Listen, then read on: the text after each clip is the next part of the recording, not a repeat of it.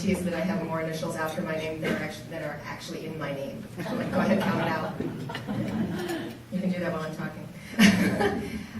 I had the pleasure to work with Glen a little bit more closely over the last few months as Jim and I did a feasibility study for the organization he was with.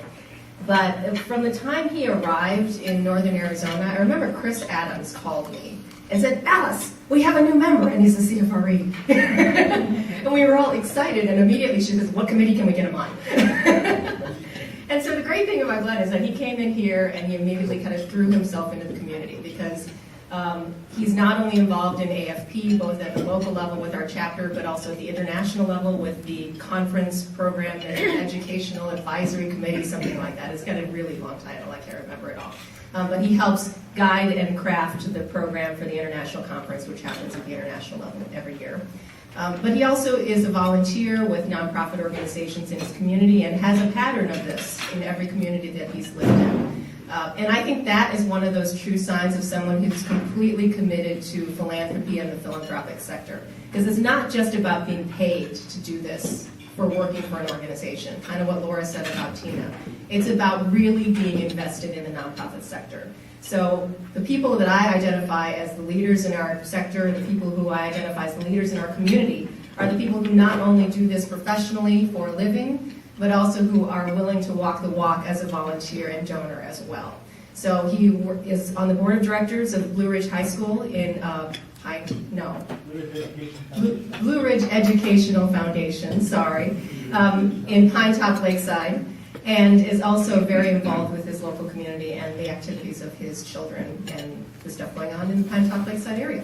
When I pulled up his LinkedIn profile just to see some of his history, because I figured, I only know him from when he moved to Arizona, but let's take a look at what other people have to say about Glen.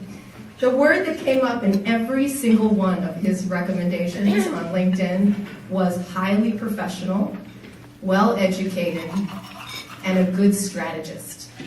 The strategist part I'm kind of synthesizing over a variety of different words, but essentially that's what it's about. It's about the fact that he can come into a situation, assess it relatively quickly, see the team that he has in place, and know where to invest the efforts.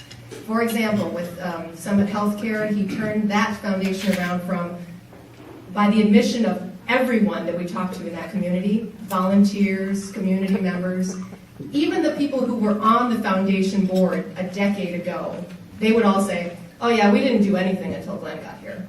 Our fundraisers barely broke even." And in fact, one volunteer even said, "Yeah, I remember one year where we lost like $5,000 on our fundraiser." I was like, you know what? That's not a fundraiser.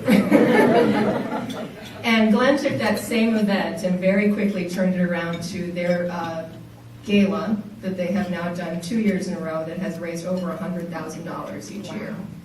Net, I'll have you know. So I have been really impressed with our ability to work with Glen and his leadership, both at our chapter level, at the international level, and in his community, and by his incredible level of professionalism and his commitment to mentoring and making sure that other people get it as much as we do. So with that, I would like to introduce this year's Outstanding Fundraising Professional, Glen Newhart, CFRE.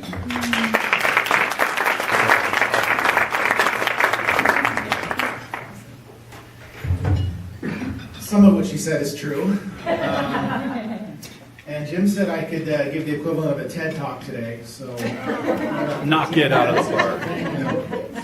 No, I just, as Alice mentioned, I was at Summit Healthcare, and I've been there a couple of years, and now I am moving on to different opportunities. And as part of this process of looking for some place to go, I got a question from a prospective employer in Oregon that said, "Why do you move so much? You move a lot. We're worried you're not going to stay." And so I actually wrote a letter to her, and I just want to share part of that letter with you because I think that's why I do it, and I think it is kind of important, and it will make sense. I spent the early part of my career looking for opportunities. Opportunities wherever they took me, that's where I wanted to go. I wanted to get better at what I do, and I wanted to be the best that I could possibly be. So it took me across the country, developed my skills, allowed me to work with virtually every type of donor group, from wealthy farmers and ranchers to highly professional and educated people. I tell you, farmers and ranchers have a lot more money and are a lot more giving. And it essentially made me the person that I am. But really the reason why I entered fundraising, and why we all enter fundraising, is to make a difference. We want to feel good about what we do. And we want to help our organization or institution accomplish something vital. And we want to make a difference in people's lives. And I think that's why we're involved, whether you're a paid fundraiser, whether you're a donor, whether you're a volunteer, we want to make a difference. And I think that as fundraisers, we learn every day. We learn every day from the youngest person in the field to the oldest person in the field. I think Alice was probably a mentor of mine before I even knew her, because I saw her at conferences, and you take away things from people and you steal them and make them your own. And I remember being in a session that she did long before I met you, actually. You were doing something about public radio on the reservation or something. And I thought, why am I sitting here? I really have no interest in this. It's not my thing. But I didn't want to get up and be rude, because I was kind of near the front. But I listened, and I took away 3 or 4 things that were incredibly important to me that I've used to build on. And so, I think we have a responsibility to train people, and so she is a mentor of mine. And when I met Jim, I thought, who the hell is this guy? I'm like, what is he doing here?